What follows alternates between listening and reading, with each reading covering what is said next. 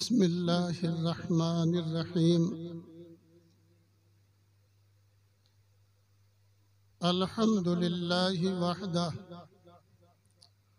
والصلاة والسلام علی من لا نبی بعدہ فقد قال اللہ سبحانہ وتعالی فأعوذ بالله من الشيطان الرجيم بسم الله الرحمن الرحيم والله أخرجكم من بطون أمهاتكم لا تعلمون شيئا وَجَعَلَ لَكُمُ السَّمْعَ وَالْأَبْصَارَ وَالْأَفْئِدَةَ لَعَلَّكُمْ تُفْلِحُونَ وقال النبي صلى الله تعالى عليه وسلم إنما بعثت معلما أو كما قال عليه الصلاة والسلام۔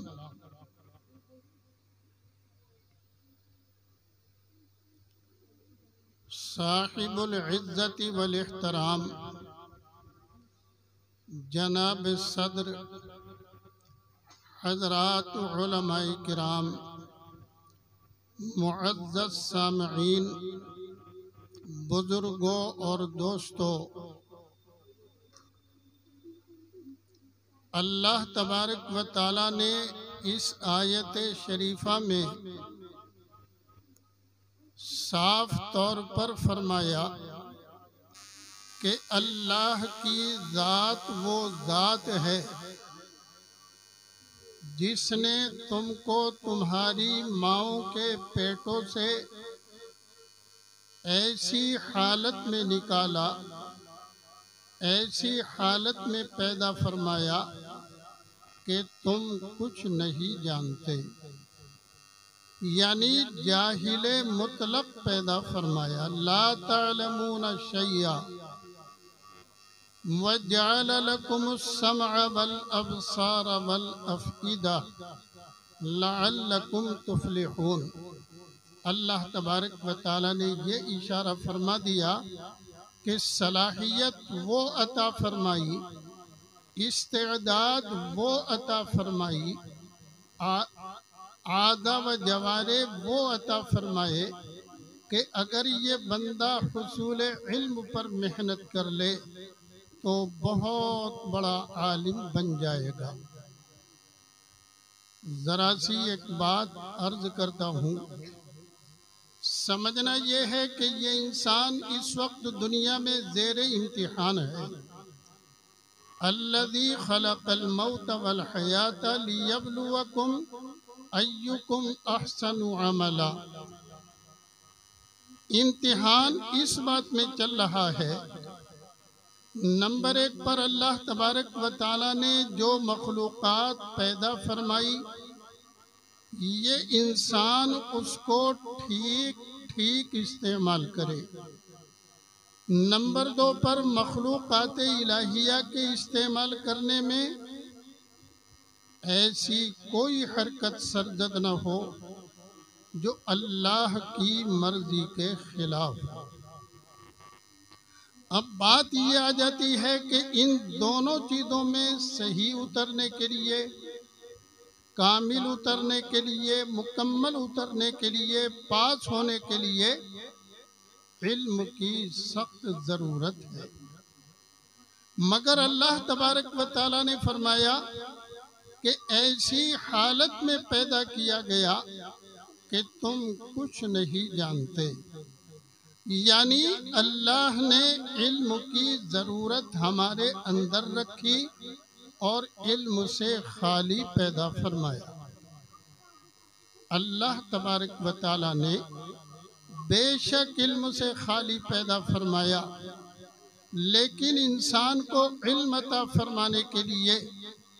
زبردست 3 طاقتیں عطا فرمائی۔ نمبر 1 پر حواس خمسہ عطا فرمائے، یعنی وہ اعضاء عطا فرمائے، آنکھیں عطا فرمائی، ناک عطا فرمائی، زبان عطا فرمائی، کان عطا فرمائے، ہاتھ عطا فرمائے، ان کو حواس خمسہ کہتے ہیں۔ یعنی ان 5 چیزوں، ان 5 اعضاء کے ذریعے سے یہ بندہ کائنات کی بے شمار چیزوں کا علم حاصل کر لیتا ہے، لیکن ابھی علم ادھورا ہے۔ آگے جب بڑھتا ہے تو آنکھیں بتاتی ہیں کہ یہ مائک رکھا ہوا ہے، لیکن یہ بکھرا ہوا ہے، اب کیسے اس کو استعمال کیا جائے؟ تو اللہ تبارک و تعالیٰ نے عقل سلیم عطا فرمائی۔ یہ بندہ عقل سلیم استعمال کرتا ہے تو پرزے بھی بنا لیتا ہے، جوڑ بھی لیتا ہے، ان تمام چیزوں کو استعمال کر لیتا ہے عقل سلیم کے ذریعے سے، کہ جس کی وجہ سے اس کی آواز دور تک پہنچ جاتی ہے، مگر ابھی علم مکمل نہیں ہوا۔ پھر اللہ تبارک و تعالیٰ نے ہمارے علم کو کامل فرمانے کے لیے، مکمل فرمانے کے لیے وحی کا سلسلہ جاری فرمایا۔ یوں فرمایا، اللہ یصطفی من الملائکۃ رسلا ومن الناس۔ اللہ تبارک و تعالیٰ نے کچھ فرشتوں کا انتخاب فرمایا اور اپنے بندوں میں سے کچھ بندوں کے قلوب پر خصوصی نظر عنایت متوجہ فرمائی اور بندوں کا انتخاب فرمایا، اور بندوں کا اور فرشتوں کا انتخاب فرمانے کے بعد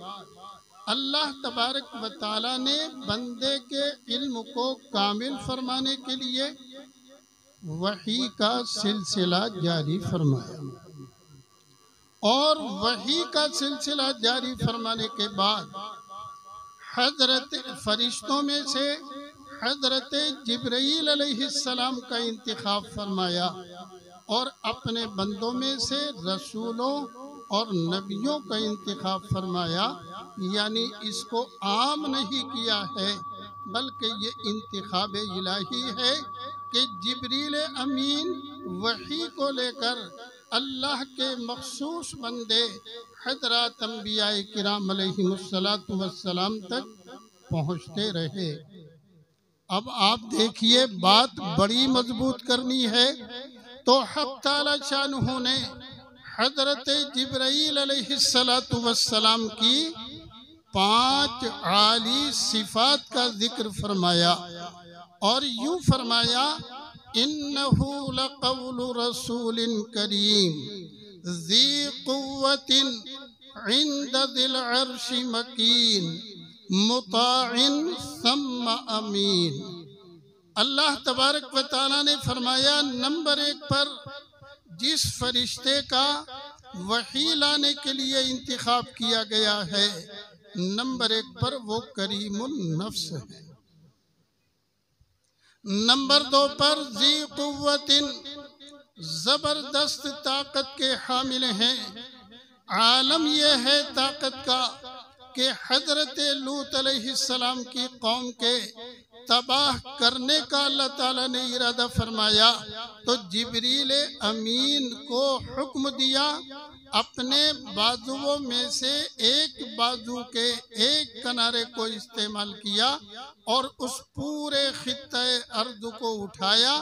آسمان کے قریب لے گئے اور لے جا کر کے پلٹ دیا۔ آپ اندازہ لگائیے کہ جبریل امین کتنے طاقتور ہیں۔ اور ذی قوت عند ذی العرش مکین، تیسری بات اللہ تبارک و تعالیٰ نے بتائی کہ جبریل امین جو وحی کو لے کر کے آ رہے ہیں، کہیں دور سے سن کر نہیں آتے، بلکہ جبریل علیہ السلام کے رہنے کی جگہ عرش اعلیٰ کے قریب ہے۔ اللہ تعالیٰ نے فرمایا، الرحمن علی العرش استوى، اللہ تعالیٰ عرش اعلیٰ پر جلوہ گر ہے اور جبریل امین عرش اعلیٰ کے قریب ان کا گھر ہے۔ عند ذی العرش مکین، 3 باتیں ہو گئیں۔ چوتھی بات اللہ تعالیٰ نے فرمائی مطاعن، کہ جبریل امین کوئی معمولی حیثیت نہیں رکھتے، کوئی عامی فرشتے نہیں ہیں، بلکہ آسمانوں پر ان کی اطاعت کی جاتی ہے، وہ سردار ہیں۔ اور 5ویں بات بیان فرمائی ثم امین، کہ جبریل امین امانت دار بھی ہیں، کیونکہ وحی کے لانے کا کام ان کی خدمت میں سپرد کیا گیا،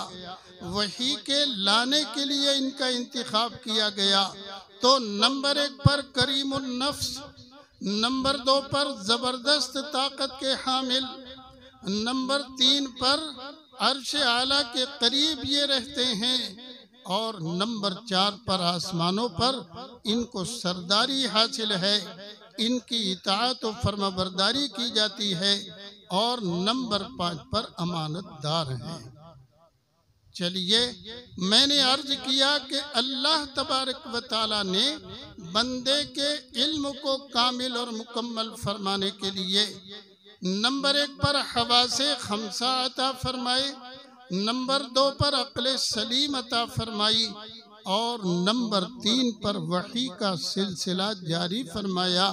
چونکہ اگر وحی کا سلسلہ جاری نہ ہوتا تو ہم یہ چیز جائز ہے ناجائز ہے، حلال ہے حرام ہے، صحیح ہے یا غلط ہے، اس کا پتہ نہیں لگا سکتے تھے۔ اللہ تبارک و تعالیٰ نے وحی کا سلسلہ جاری فرما کر بندوں کو یہ دولت عطا فرمائی کہ جینے کا سلیقہ مل گیا، یہ حلال ہے یہ حرام ہے، یہ جائز ہے یہ ناجائز ہے۔ اللہ تبارک و تعالیٰ نے وحی کو نازل فرما کر حضرت محمد مصطفیٰ صلی اللہ علیہ وسلم کے اوپر قرآن مقدس کو نازل فرمایا، اور آپ قرآن مقدس کو لے کر دنیا میں تشریف لائے۔ اتر کر حرا سے سوئے قوم آیا، اور ایک نسخہ کیمیا ساتھ لایا۔ آپ تشریف لائے اور وحی کے ذریعے سے اس زمانے کے لوگوں کو علم سے آراستہ اور مزین کرنا شروع کر دیا۔ حیرت کی بات یہ ہے کہ جن لوگوں کی وجہ سے اس زمانے کو زمانہ جاہلیت سے یاد کیا جاتا تھا، جب حضرات صحابہ رضی اللہ تعالیٰ عنہم کی زندگی میں نمبر 1 پر قرآن مقدس آ گیا، نمبر 2 پر تعلیمات مصطفیٰ آ گئی، اور قرآن اور سیرت مصطفیٰ کے روشنی میں انہوں نے اپنی زندگی کو آراستہ اور مزین کر لیا۔ ایک ہاتھ میں قرآن مقدس ہے اور دوسرے ہاتھ میں سیرت مصطفیٰ ہے۔ جب صحابہ کی زندگی کو دیکھیں گے تو دونوں چیزوں سے، دونوں علوم سے، قرآن اور حدیث سے ان کی زندگی آراستہ اور مزین ہے۔ تو اس زمانے کے لوگوں کو یہ کہا جاتا تھا کہ زمانہ جاہلیت، لیکن جب دونوں چیزوں سے صحابہ نے اپنے آپ کو آراستہ اور مزین کر لیا تو حضرت نبی پاک صلی اللہ علیہ وسلم نے یوں فرمایا، خیر القرون قرنی، خیر القرون قرنی ثم الذین یلونہم ثم الذین یلونہم، بہترین زمانہ، سب سے خیر کا زمانہ، سب سے اچھا زمانہ میرا زمانہ ہے، پھر میرے بعد کا زمانہ ہے، پھر اس کے بعد کا زمانہ ہے۔ ذرا غور کیجئے، کل تک زمانہ جاہلیت کے ساتھ یاد کیا جاتا تھا، اب قرآن مقدس سے اور تعلیمات مصطفیٰ سے ان لوگوں نے اپنے آپ کو مزین کر لیا، اپنی زندگی کو آراستہ کر لیا اور کامل اور مکمل طور پر قرآن و سنت کی زندگی میں آ گئے، تو اللہ کے نبی نے اعلان فرما دیا کہ سب سے اچھا زمانہ میرا زمانہ ہے۔ الغرض اللہ تبارک و تعالی نے حضرت رسول پاک صلی اللہ علیہ وسلم کو تعلیمات مصطفیٰ لے کر، قرآن مقدس لے کر قیامت تک کے آنے والے انسانوں کی طرف مبعوث فرمایا۔ آقا فرماتے ہیں ترکت فیکم امرین لن تضلوا ما ان تمسکتم بہما، میں تمہارے درمیان میں جو دو چیزوں کو چھوڑ کر جا رہا ہوں، اگر ان دونوں کو پختگی کے ساتھ، مضبوطی کے ساتھ پکڑے رہو گے، لن تضلوا، ہرگز ہرگز گمراہ نہیں ہوگے۔ لفظ لن عربی زبان میں نفی کی تاکید کے لیے آتا ہے، تو حضرت رسول پاک صلی اللہ علیہ وسلم نے صاف لفظوں میں فرما دیا ہرگز ہرگز گمراہی سے بچے رہو گے۔ نمبر ایک پر اللہ کی کتاب قرآن مقدس، اور نمبر دو پر حضرت رسول پاک صلی اللہ علیہ وسلم کی سنت والی زندگی اور آپ کی سیرت طیبہ۔ میں نے ایک بات عرض کی،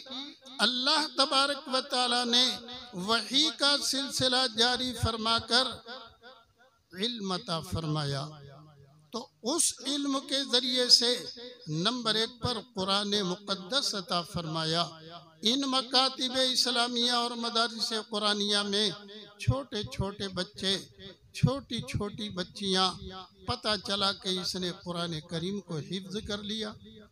اس نے تعلیمات مصطفیٰ میں سے بخاری شریف مکمل کر لی۔ اب آ جائیے امام بخاری رحمۃ اللہ تعالی علیہ، چونکہ اللہ تبارک و تعالی نے بندے کو علم عطا فرمانے کے لیے طاقت عطا فرمائی، قوت عطا فرمائی، تو بے شمار اہل علم، ان میں سے حضرت امام بخاری رحمۃ اللہ تعالی علیہ 13 شوال سن 194 ہجری کو اپنی بستی بخارا میں پیدا ہوئے، اور بچپن ہی سے ان کی زندگی حیرت انگیز زندگی تھی۔ والد محترم بھی بڑے محدث تھے، اور مال بھی والد محترم نے بہت چھوڑا۔ امام بخاری رحمۃ اللہ تعالی علیہ نے علم حدیث حاصل کرنا شروع کیا۔ بچپن ہی سے علم حدیث کے حاصل کرنے میں بڑی کوشش اور محنت، اور بہت ساری جگہوں کا سفر شروع کیا۔ وہ تفصیل میں جانے کا وقت نہیں ہے، میں صرف اشارہ دے رہا ہوں۔ وہ تو جو بچیاں بخاری شریف سے فارغ ہوئیں، استاد محترم نے ان کو سب کچھ بتا دیا۔ اس وقت یہ عرض کرنا ہے، امام بخاری رحمۃ اللہ تعالی علیہ بخاری شریف کے تعلق سے فرماتے ہیں جعلتہ بینی و بین اللہ حجۃ، کہ میں نے بخاری شریف کو اپنے اور اللہ کے درمیان میں حجت قرار دیا ہے۔ آپ اندازہ لگائیے کس شغف سے، کس تعلق سے، کس محنت سے امام بخاری رحمۃ اللہ تعالی علیہ نے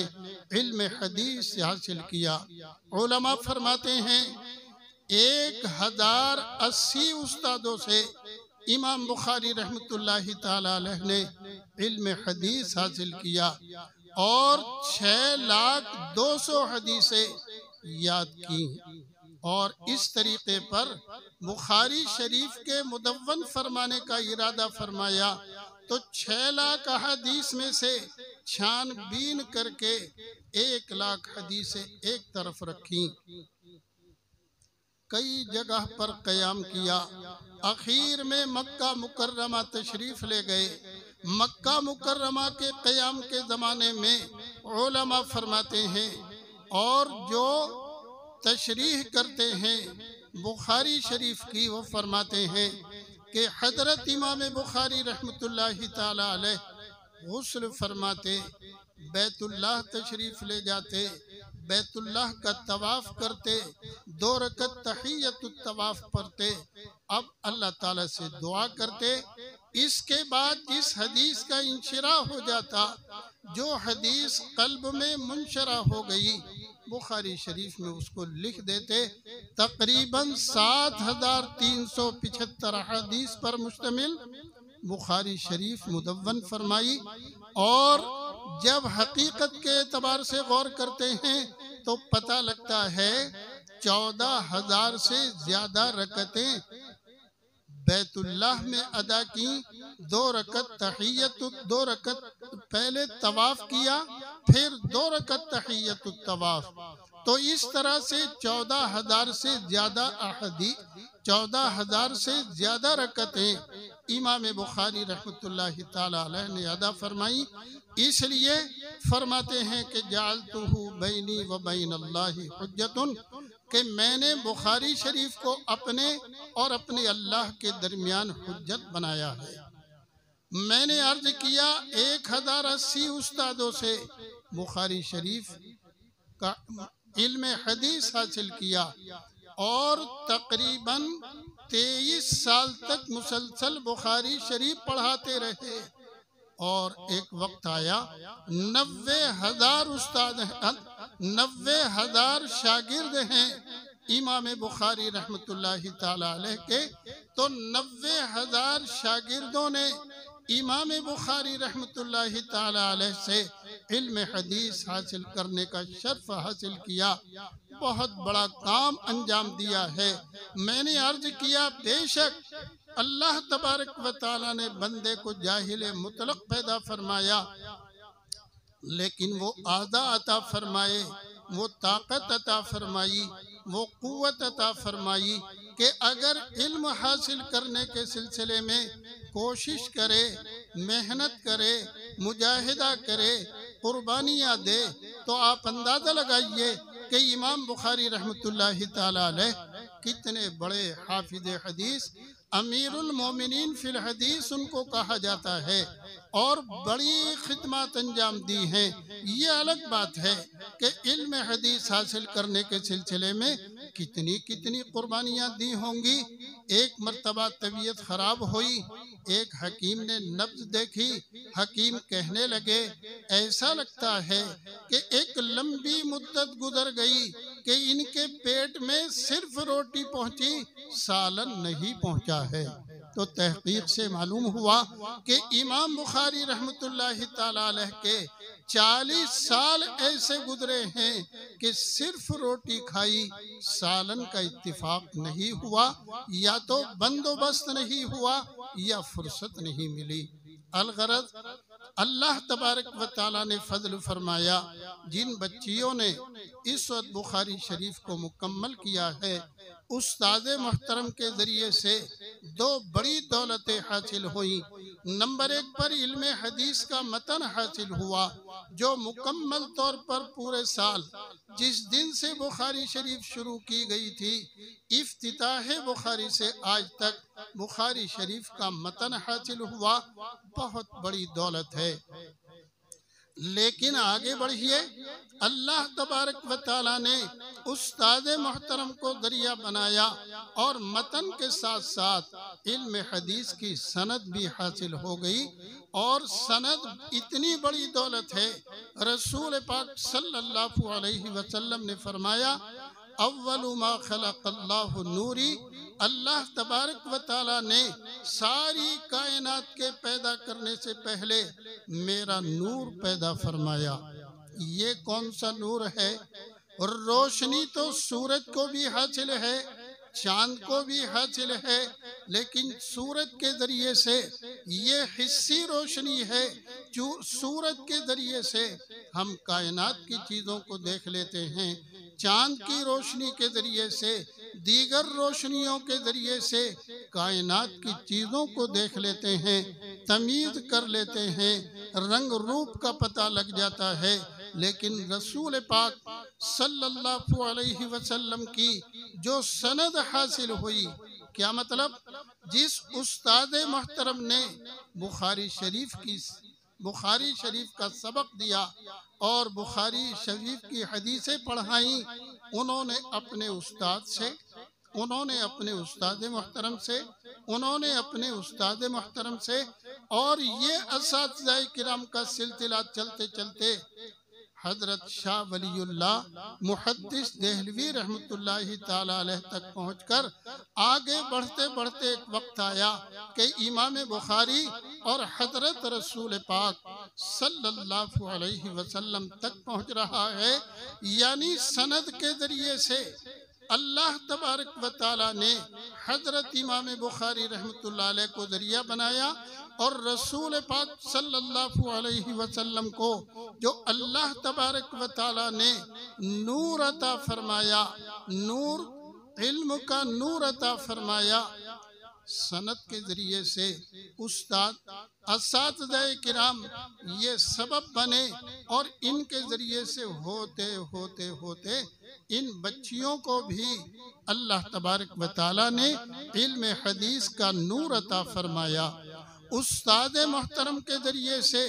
قرآن مقدس کا نور عطا فرمایا، اور علم حدیث کا نور عطا فرمایا، اور علم حدیث کے نور کے ذریعے سے اور قرآن مقدس کے نور کے ذریعے سے اللہ تبارک و تعالی نے جو دولت عطا فرمائی، میں نے عرض کیا حسی روشنی کے ذریعے سے تو چیزیں نظر آتی ہیں، ان کی اچھائی خوبیاں نظر آتی ہیں، لیکن علم حدیث اور علم قرآن کے ذریعے سے یہ بندے کو اللہ تبارک و تعالی وہ نور عطا فرماتا ہے، وہ روشنی عطا فرماتا ہے، وہ دولت عطا فرماتا ہے کہ جس کے ذریعے سے قرآن مقدس کا نور، علم حدیث کا نور، اور یہ نور ذریعہ بنتا ہے کہ اسے جائز ناجائز کا پتہ لگ گیا، حلال اور حرام کا پتہ لگ گیا، یعنی علم حدیث کے نور کی روشنی میں یہ بندہ بتا رہا ہے کہ یہ چیز ناجائز ہے اور یہ چیز جائز ہے، یہ صحیح ہے، یہ غلط ہے، یہ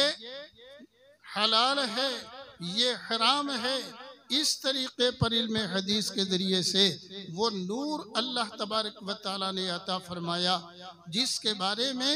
حضرت رسول پاک صلی اللہ علیہ وسلم نے فرمایا انا اول ما خلق اللہ نوری، کہ اللہ تبارک و تعالی نے ساری کائنات سے پہلے میرے نور کو پیدا فرمایا۔ تو نور سے کوئی حسی روشنی مراد نہیں ہے بلکہ معنوی روشنی مراد ہے، چونکہ حضرت امام مالک رحمت اللہ تعالی علیہ ایک جگہ یوں فرماتے ہیں لیس العلم بکثرت الروایت انما ہوا نور یضع اللہ فی القلب، یوں فرماتے ہیں کثرت روایات کا نام یعنی کثرت معلومات کا نام علم نہیں ہے، بلکہ انما ہوا نور، بلکہ علم حقیقت کے اعتبار سے ایک نور ہے جس کو اللہ بندے کے قلب کے اندر رکھ دیتا ہے۔ تو رسول پاک صلی اللہ علیہ وسلم کو جو علم عطا فرمایا گیا، یوں سمجھیے کہ علم میں آپ کو گوندھ دیا گیا ہے۔ وہ علم جو رسول پاک صلی اللہ علیہ وسلم کو ملا، آقا فرماتے ہیں اوتیت علم الاولین والآخرین، کہ تمام آخرین اور اولین کے علم کو اللہ تبارک و تعالی نے مجھے عطا فرمایا۔ الغرض امام بخاری رحمت اللہ تعالی علیہ نے بہت بڑا کام انجام دیا ہے، اور بڑا علم کے ذریعے سے قیامت تک کے آنے والی امت کو اللہ تبارک و تعالی نے اس لائق بنایا کہ امت کے اندر علم کا نور پہنچتا رہے، اور علم سے یہ امت آراستہ اور مزین ہوتی رہے، تو پھر وہ کمال اللہ بندے کو عطا فرمائے گا۔ میں نے عرض کیا کہ رسول پاک صلی اللہ علیہ وسلم کی تشریف آوری سے پہلے والے زمانے کو زمانہ جاہلیت سے یاد کیا جاتا تھا، حتیٰ کہ اس زمانے کی اگر کسی برائی کا ذکر کرنا ہے، کل لڑکیوں کو زندہ دفن کرنا کہ زمانہ جاہلیت کی برائی، کہ شراب کا عام ہونا کا زمانہ جاہلیت کی برائی، کہ بیت اللہ میں رہتے ہوئے بتوں کی پوجا کرنا کا زمانہ جاہلیت کی برائی۔ معلوم ہوا جہالت تمام قسموں کی برائیوں کا پیش خیمہ ہے، لیکن اب علم نبوی آ گیا، قرآن مقدس والا علم آ گیا، حضرت رسول پاک صلی اللہ علیہ وسلم والا علم آ گیا، جس کے ذریعے سے امام بخاری ہی نہیں، شیخ الحدیث حضرت مولانا زکریا صاحب رحمۃ اللہ علیہ نے لکھا ہے، حضرت ابو ہریرہ رضی اللہ تعالیٰ عنہ 5374 احادیث ہیں جن کو ابو ہریرہ نے ذکر کیا ہے۔ امام احمد ابن حنبل رحمۃ اللہ علیہ ان کے بارے میں علماء فرماتے ہیں، محدثین نے ذکر کیا ہے 10 لاکھ حدیثیں زبانی یاد تھیں۔ ایک مرتبہ حضرت امام بخاری رحمۃ اللہ علیہ اپنے استاد محترم کی خدمت میں بیٹھے اور ساتھیوں کے ساتھ علم حدیث حاصل کر رہے تھے۔ استاد محترم محدث داخلی رحمۃ اللہ تعالی علیہ نے ایک حدیث کی سند بیان کی۔ امام بخاری بول پڑے کہ حضرت اس حدیث کی سند میں جس کا آپ نے ذکر کیا ہے اس سے امام بخاری انہوں نے کوئی روایت نقل نہیں کی ہے۔ امام بخاری نے جب یہ بات کہی تو استاد محترم نے ڈانٹ دیا، انہوں نے پھر روایت بیان کی، روایت کی پھر سند ذکر کی تو امام بخاری پھر بول پڑے۔ استاد محترم محدث داخلی نے دیکھا بچہ 2 دفعہ بول چکا ہے، کوئی نہ کوئی بات تو ضرور ہے، چنانچہ سبق پڑھاتے پڑھاتے کتب خانے میں تشریف لے گئے۔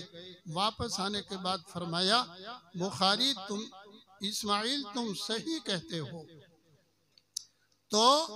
معلوم کیا کہ امام بخاری کی عمر اس وقت کیا تھی، تو علماء لکھتے ہیں 11 سال کی عمر تھی اور استاد محترم کی عمر 40 سال سے زیادہ تھی، یعنی بچپن ہی سے ایسے طریقے پر امام بخاری کا شغف اور تعلق احادیث مبارکہ سے تھا۔ الغرض اللہ تبارک و تعالیٰ نے فضل فرمایا، اس طریقے پر بہت سارے ائمہ اور مجتہدین جنہوں نے اپنی زندگی کا مشغلہ ہی علم حدیث کو بنایا، جس کا نفع یہ ہے کہ قرآن کریم کی احادیث، قرآن کریم کی تفسیر، قرآن کریم کے معانی صحیح اور مکمل طور پر آج تک موجود ہیں، اور الحمدللہ اللہ تبارک و تعالیٰ نے امت میں وہ طبقہ پیدا کیا ہے کہ جس کا کام ہی علم حدیث میں لگا رہنا ہے، کہ احادیث مبارکہ میں کون سی موضوع حدیث ہے، اس حدیث کا درجہ کیا ہے، حدیث متواتر ہے، حدیث متصل ہے، حدیث منفصل ہے، حدیث صحیح ہے، حدیث حسن ہے، وغیرہ وغیرہ۔ ان تمام احادیث مبارکہ میں محنت کر کے ہر ایک کا درجہ متعین کیا،